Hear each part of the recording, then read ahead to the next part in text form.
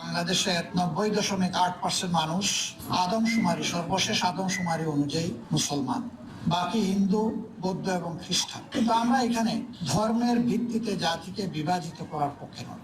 আমরা একটা ঐক্যবদ্ধ জাতি দেখতে চাই।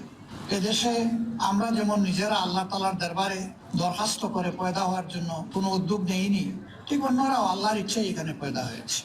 মানুষের সামনে বিভিন্ন ধর্ম মত আছে। আল্লাহ তাআলা বিবেকের শানিত শক্তি দান করেছেন। মানুষ তার বিবেচনা এবং বিবেকের জায়গা থেকে সে ধর্মকে গ্রহণ করবে।